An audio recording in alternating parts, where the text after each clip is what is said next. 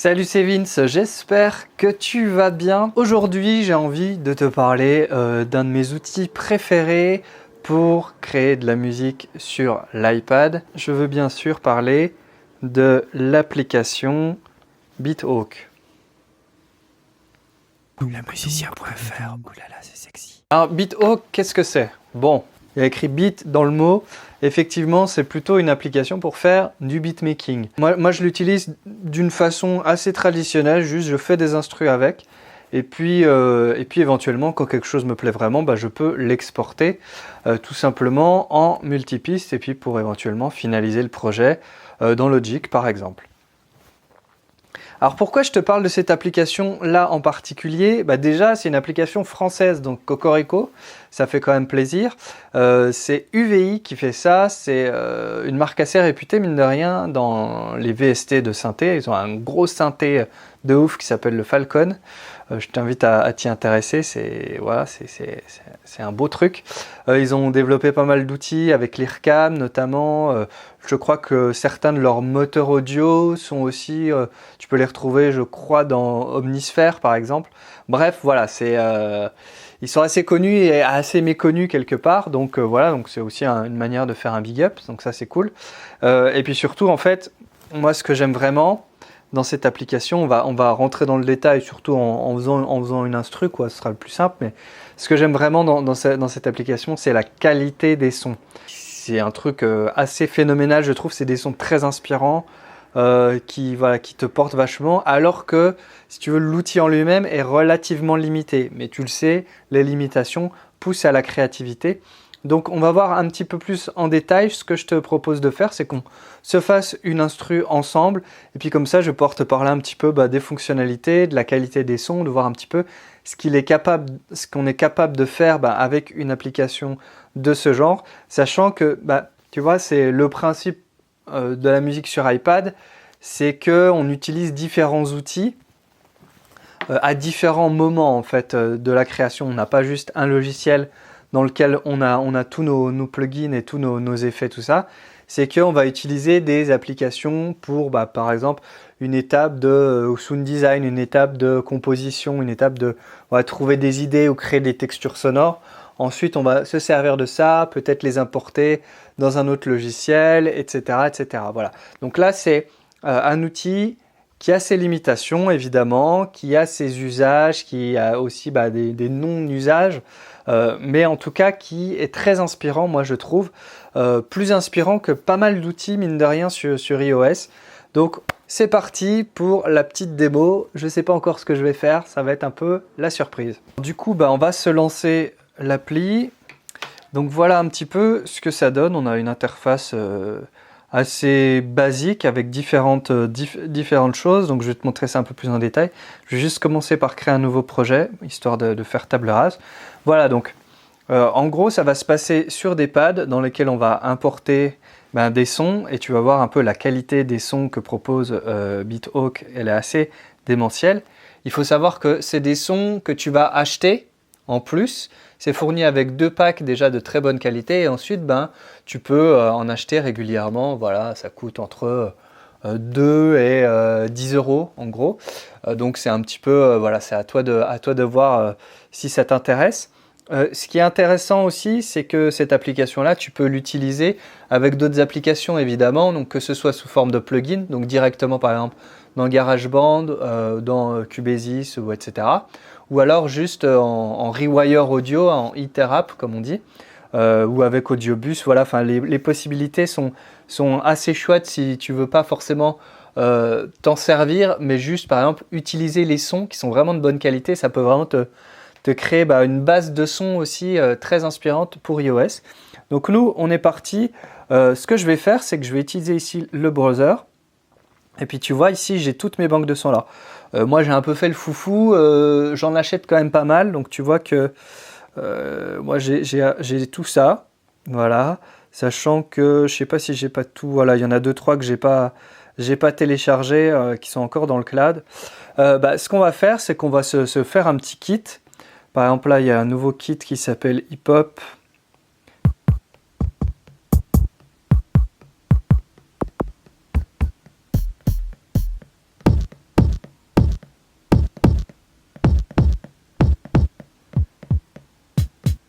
J'aime bien celui-là. On va le charger. Voilà, on va se prendre peut-être un rimshot. Pourquoi pas. Donc tu vois, j'ai juste à sélectionner mon pad et puis je charge. Hop. Je vais prendre une snare aussi. Allez hop. Voilà, du coup je me retrouve avec mes différents pads chargés. Donc on a 3 types en gros de pads. Tu vas avoir les samples. Voilà. Tu vas avoir les boucles.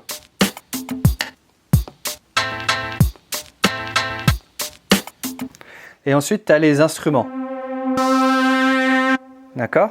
Donc pour les instruments, en fait, on va venir ici sur pitch. Voilà. Et du coup, on va pouvoir jouer. Tout simplement sur un clavier. Alors.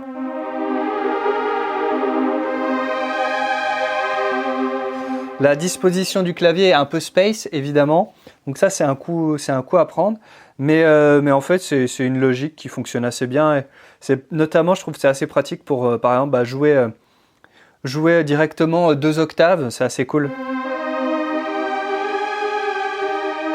Alors évidemment, tu fais un peu tu jongles un peu avec tes doigts, mais ça le fait. Ok. Ce qu'on va faire, c'est qu'on va enregistrer tout de suite quelque chose. Ça, c'est un peu fort. Donc, tu vois en fait que pour chacun de mes samples, ici, on va avoir une zone d'édition qui est, comme je te l'ai dit, assez sommaire. C'est un peu mon regret avec cette appli, c'est que voilà, faut apprendre à se contenter de ce qu'on a. Mais encore une fois, des limitations peuvent venir quand même pas mal de créativité. Le seul truc, c'est qu'effectivement, voilà, tu as un fader de gain, un pan, un pitch,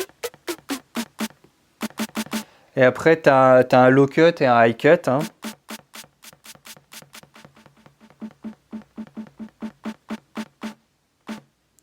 Voilà, une reverb et un delay. Donc il faut apprendre à faire avec, sachant que si tu veux, les effets en eux-mêmes sont très peu paramétrables aussi. Donc c'est vraiment, voilà, faut faire avec, hein, encore une fois.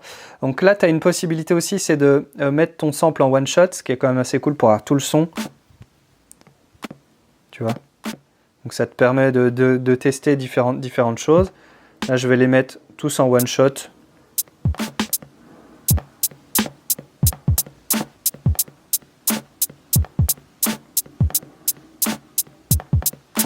Ok, donc là déjà c'est jouable. Maintenant ce qu'on va faire, c'est qu'on va aller ici sur Pattern. Pattern en gros c'est là où tu vas créer tes sections de morceaux entre guillemets. Tu vas avoir jusqu'à 16 sections. Alors, oups, je me suis trompé, voilà.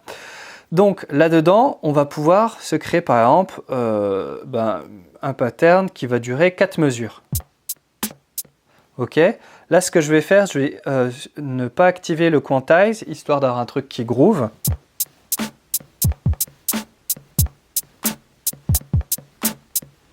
Allez, on va essayer ça.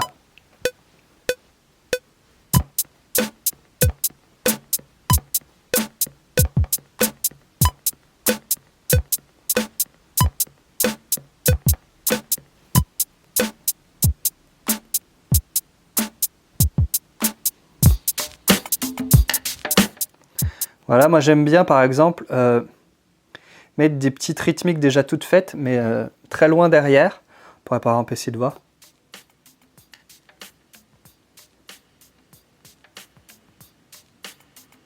On va essayer ça.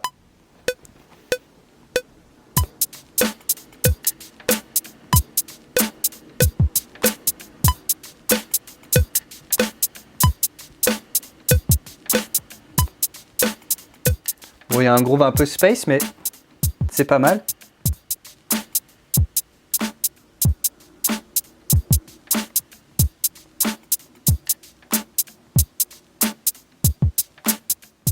Bon, ça se percute un tout petit peu parce qu'il y a une boucle qui forcément est un peu plus quantifiée que l'autre, mais bon, on va s'en contenter.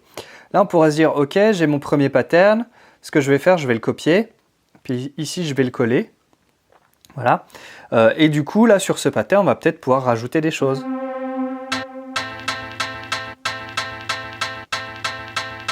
Là, par exemple, ce truc-là, je l'aime bien, mais du coup, j'aimerais bien aussi l'avoir ailleurs sur une autre note. Comme ça, je peux faire un truc vraiment hip-hop de base. Donc là, moi, j'ai pas trouvé, je sais pas si elle existe, cette option-là. Mais j'aimerais bien copier-coller le sample. Et tu vois, tu peux pas, à ma connaissance, tu peux pas le faire. Donc, il faut aller le chercher. Donc, c'est celui-là.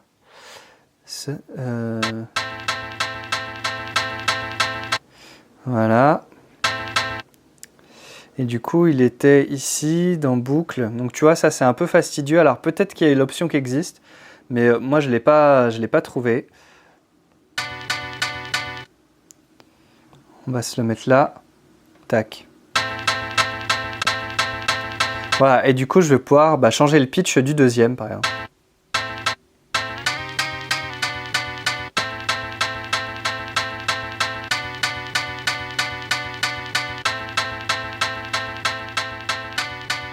Et tu vois, le son a un grain quand même, quoi. Je trouve qu'il est vraiment très inspirant.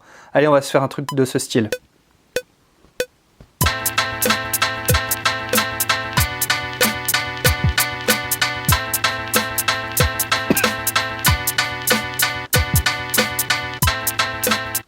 Alors, le problème là, c'est que j'ai pas forcément quantifié, et c'est le truc que j'aurais bien voulu quantifier. Du coup, je vais effacer en fait les événements. Donc, je clique sur Erase, je sélectionne un pad, et là, je peux faire All Event. Sinon, tu peux effacer les événements, les paramètres MIDI, ou clearer complètement ton pad. Là, on va faire juste All Event. Ici, c'est la même. Voilà. Je vais faire Quantize, et c'est parti.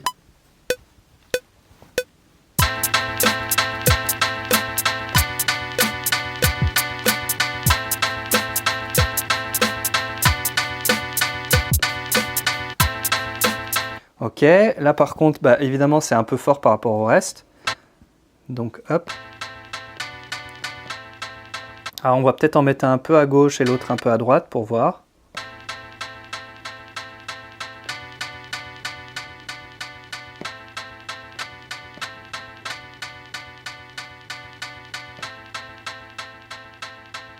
Voilà, si tu as besoin de plus de précision, en général le stylet te permet vraiment d'être très précis. Beaucoup plus que le doigt. Donc pour ce genre de choses, c'est pas mal.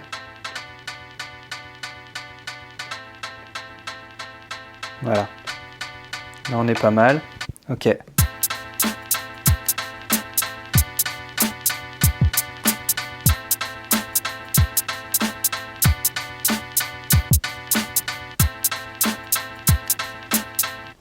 Ok, c'est pas si mal. Par contre, je trouve que mes... Ouais, non, ça va. Ok, on va continuer avec le petit pad ici, qui paraît qui est un peu fort. On pourrait par exemple le filtrer pour voir.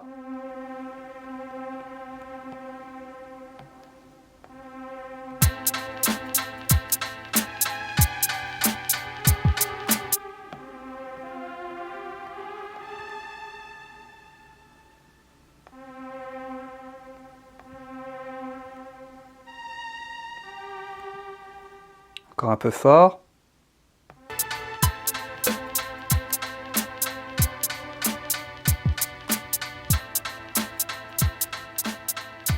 Ok, maintenant il nous manque une basse. Je sais pas si ça on va pouvoir s'en servir comme basse, c'est pas dit.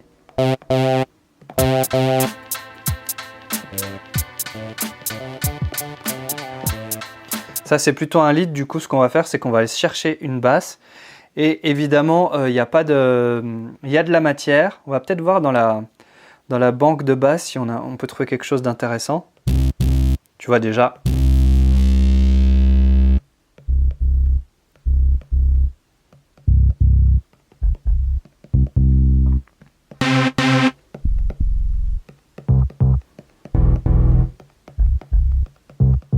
La première, vraiment. Elle est vraiment fat, quoi.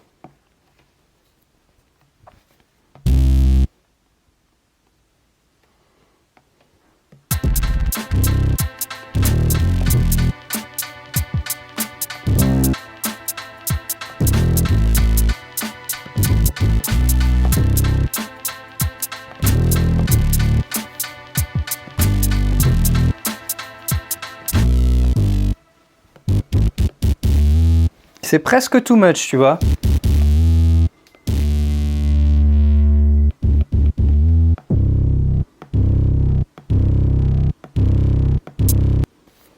Je suis pas satisfait, on va essayer un autre.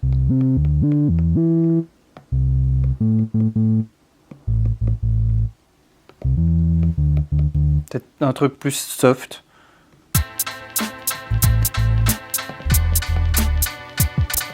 C'est peut-être plus ça. Hein.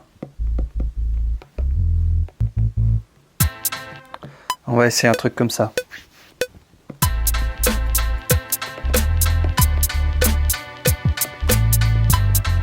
Raté.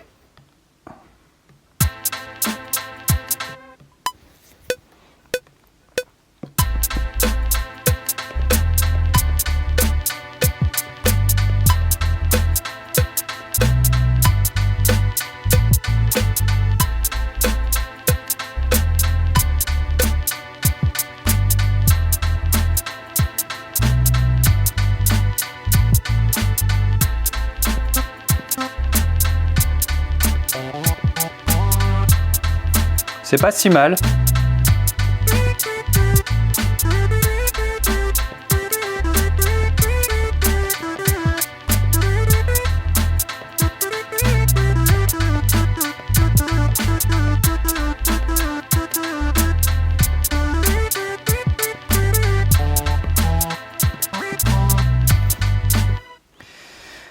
Peut-être un truc...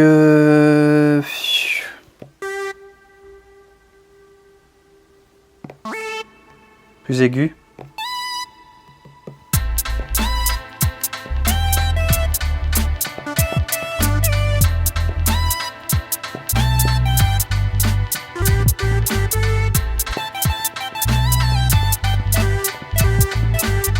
Ouais.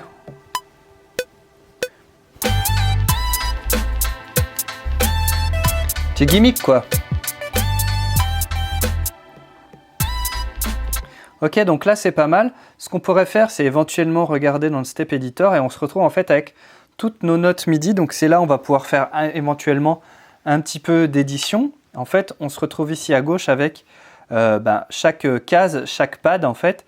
Et donc chaque événement MIDI rattaché à ce pad. Donc si on veut, on peut par exemple muter.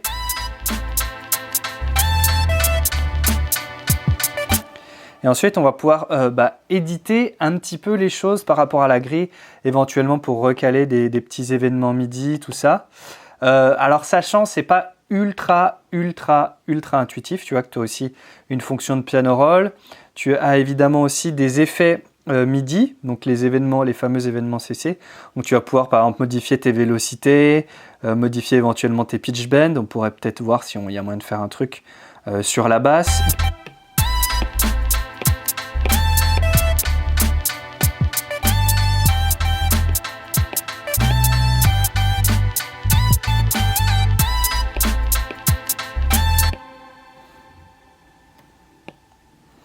Et donc ensuite, on va pouvoir, si tu veux, dessiner des événements comme ça.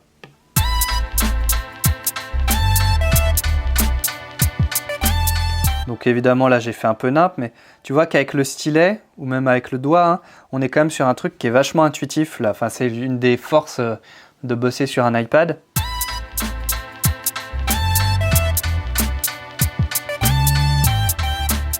Voilà, bon, on va effacer tout ça, on sélectionne, hop, voilà. Mais là, c'était juste pour te montrer un peu les possibilités. Tu peux dessiner tes notes, je crois. Attends. Un tout petit peu rébarbatif, je trouve, c'est que voilà, au niveau de tes outils, à chaque fois, tu es obligé de sélectionner un autre outil. Donc c'est un peu fastidieux quand on a l'habitude du dos, des raccourcis, mais voilà, on va pouvoir quand même faire de l'édition assez fine. Tu vas pouvoir zoomer, puis ensuite recaler les choses comme tu l'entends. On peut essayer de se faire un petit truc sur cette dernière note là. Tac.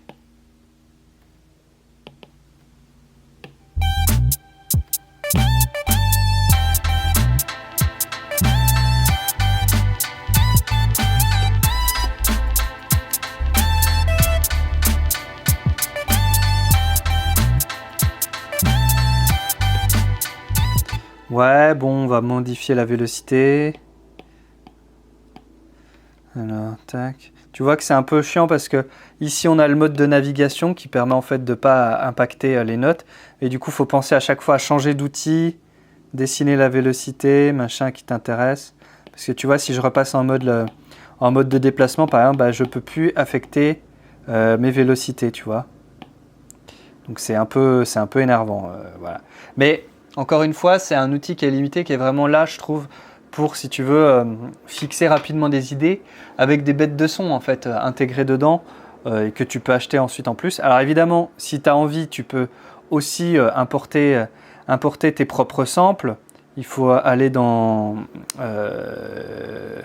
la librairie, je ne sais plus comment ça marche, parce que ça fait un moment que je ne l'ai pas fait. Dans User Library, tu peux les importer ici.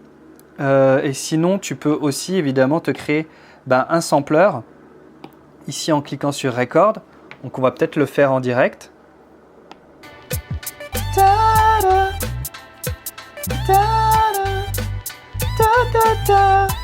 Ok. On va changer le nom. Vince, hop, tac. Du coup là, on entend bien les bruits environnants vu que je l'ai enregistré directement avec le micro de l'iPad.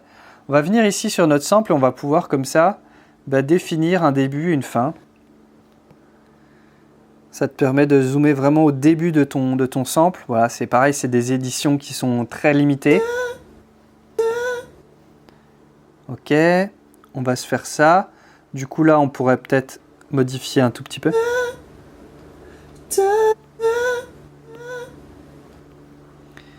On va modifier un peu.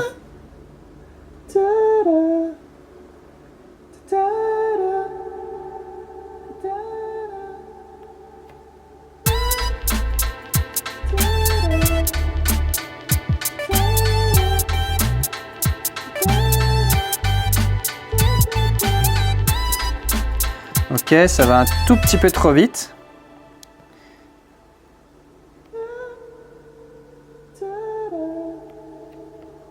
Allez, on enregistre ça et on sera bon.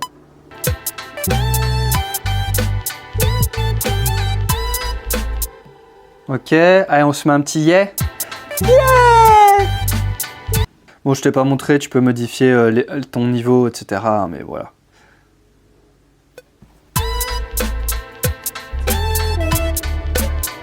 Bah voilà. Ok, donc là, on pourrait se dire, on a fini, mais ce que tu peux encore faire, c'est construire ton morceau, c'est l'arranger. Et là, tu vas pouvoir passer en mode song. Alors en mode song, en gros, tu vas pouvoir organiser tes différents patterns un peu comme tu l'entends.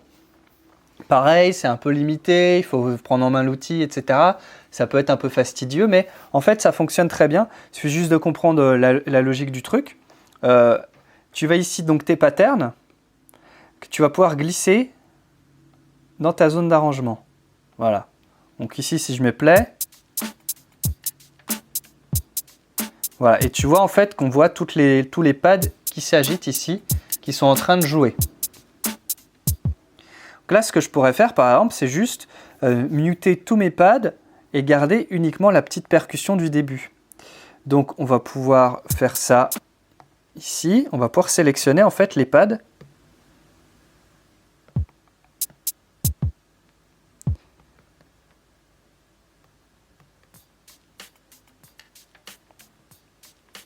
Voilà, et du coup, je vais pouvoir par exemple faire tourner ça sur 2 mesures, peut-être. Alors du coup pareil, tu vois, c'est des outils, il faut les prendre en main. Voilà, on raccourcit notre clip ici. Et du coup, je vais pouvoir ensuite lancer ma rythmique par exemple. Peut-être sans mettre le kick, peut-être, voilà.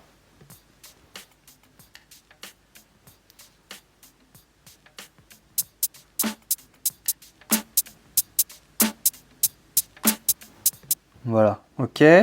On va raccourcir ça. Puis on va glisser le deuxième pattern, c'est là où on a un peu tous nos éléments. C'est pour ça que je ne me suis pas trop embêté à créer plein de patterns, c'est qu'ensuite quand tu passes en mode song, tu peux un peu réarranger tes patterns en mutant les éléments qui ne t'intéressent pas et en les rebalançant au moment voulu. Donc ici, dans ce pattern-là, on va pouvoir peut-être juste mettre la rythmique. Voyons voir.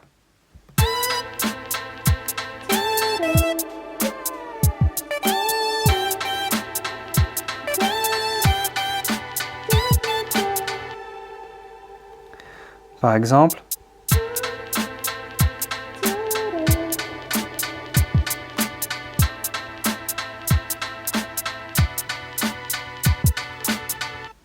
Ok, on va reglisser la suivante.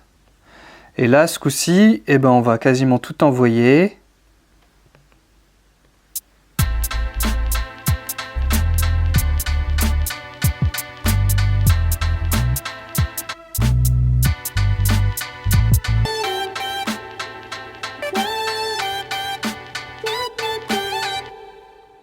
Ok, donc ça c'est pas mal.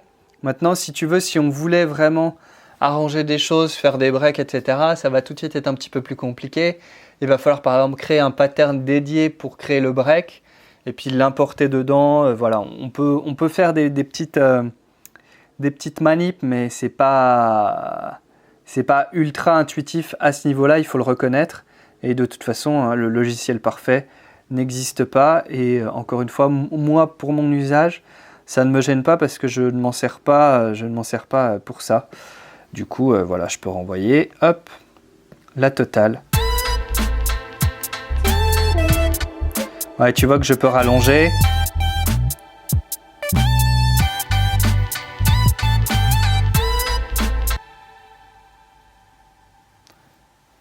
Tu vois la qualité de la reverb quand même, c'est pas mal hein, pour quelque chose comme ça, on n'a pas trop la main dessus.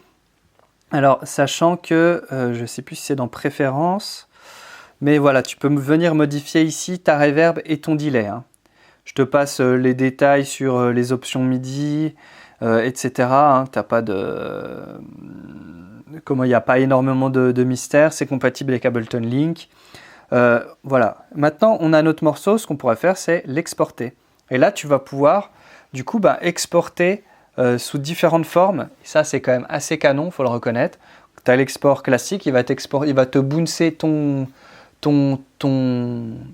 projet. L'export multipiste, voilà, ça c'est top justement pour ensuite terminer le morceau dans un autre logiciel et vraiment te servir de ça comme d'une boîte à idées avec des bons sons, vraiment, avec un truc très intuitif. Mais voilà, c'est un peu pour ça. Je trouve que pour moi, c'est le meilleur usage que tu peux faire de cette machine, de cette appli. C'est vraiment t'en servir comme une boîte à idées et ensuite derrière, tu vas pouvoir finaliser. Voilà.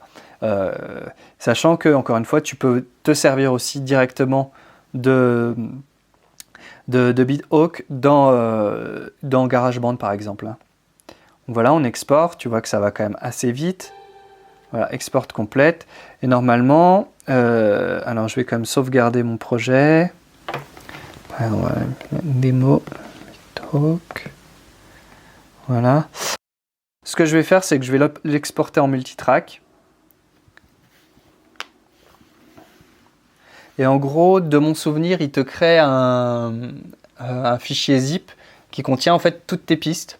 Voilà. Et du coup, tu n'as plus qu'à les importer dans le logiciel qui te convient. Et c'est super facile. Par exemple, tu envoies sur AirDrop, via AirDrop, et tu récupères ça, je sais pas, sur ton MacBook. Et hop, c'est parti. Et tu termines ça dans Logic ou dans Ableton. Tu as aussi un mode d'export justement dédié à Ableton Live. Donc ça t'exporte, ça te crée un projet Ableton en gros. Hein, Ok, donc tu vas retrouver tes exports dans le browser, dans ton user library. Et du coup, tu vas avoir différentes choses, et notamment les exports. Et là, tu vas pouvoir voir qu'on a, par exemple, le mix complet, donc le bounce.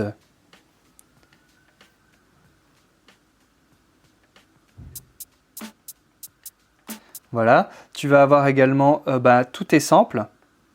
Donc vraiment le multipiste. Puis tu as aussi le fichier live sous forme de zip. Et donc ensuite, alors voilà, tu fais double-clic. C'était ça que je cherchais. Et ensuite, tu peux comme ça exporter ça. Tu peux par exemple zipper ton fichier, ton multitrack. Voilà, tu as ton zip. Et du coup ensuite, tu vas pouvoir par exemple l'envoyer sur iTunes ou sur iCloud par exemple. On va exporter le file. Voilà. Et du coup, on est dans l'appli fichier. Donc après, c'est à toi de voir où tu veux le mettre. Moi, je vais le mettre par exemple sur mon iPad. Hop. Et on va mettre ça. On va se créer un dossier par exemple. BitHawk. Voilà. Et enregistrer. Tac. Et du coup, je vais dans File. Sur mon iPad. On peut regarder par date par exemple. BitHawk. Voilà, j'ai mon fichier zip qui est ici. Et derrière, je peux le partager éventuellement sur AirDrop, me l'envoyer sur mon ordi, me l'envoyer sur Dropbox. Voilà, l'envoyer par mail. Ça, c'est un peu toi qui vois. Et là, du coup, il va me... Voilà, j'ai toujours tous mes samples ici. Hein. Voilà, et ensuite, pourquoi pas les réimporter dans GarageBand. Là, donc, je pense que cette démo était assez exhaustive pour cette application, mais j'avais vraiment envie de t'en parler parce que, moi, c'est une application que j'utilise beaucoup. C'est une bonne base, je trouve, surtout si tu fais soit de la musique électro, soit évidemment, si tu es beatmaker. C'est vraiment une appli à essayer. Voilà, ça coûte 10 balles. Tu as pas mal de sons déjà offerts qui sont quand même d'assez bonne qualité. Derrière, tu vas pouvoir enrichir ta collection au fur et à mesure si tu en as envie. Et puis surtout, t'en servir, moi je pense, comme d'un bon bloc-notes quand tu es sur la route, quand tu es en déplacement, quand tu attends le train, peu importe. Voilà, quand tu as des phases où tu fais rien, plutôt que d'aller scroller bêtement, entre guillemets, sur Instagram ou Facebook, tu peux te créer des petites instrus en direct. Ça marche évidemment sur iPhone. L'interface est plus compacte, plus réduite. C'est la même chose, mais voilà, comme d'hab, les menus machin sont différents. Mais c'est possible aussi de le faire sur ton téléphone. Donc vraiment, tu as quand même des sons de très bonne qualité, moi je trouve. C'est ça la force de ce logiciel, c'est à la fois le côté intuitif pour te créer des petites idées comme ça très rapidement, et puis le côté son de qualité, voilà, et derrière de pouvoir tout exporter sous les formats que tu veux. Pour moi, ça en fait vraiment le bloc-notes idéal du songwriter, du beatmaker un peu...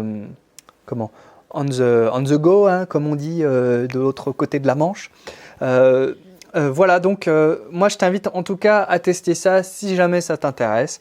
Dans tous les cas, j'espère que cette vidéo t'aura intrigué, t'aura un petit peu titillé sur les possibilités de la musique sur iPad. C'est un peu, c'est une de mes passions en ce moment en tout cas. Et c'est vraiment un truc que je teste de plus en plus. Donc je vais te proposer, je pense, d'autres vidéos un peu sur ce format-là, avec d'autres tests d'appli. Mais je voulais vraiment te montrer celle-là. J'espère que ça te sera utile. Si tu es resté jusqu'au bout, gros big up. Je t'invite à laisser un pouce bleu. Je te remercie encore pour ta fidélité. N'oublie pas de t'abonner. Fais plein de musique. Ciao.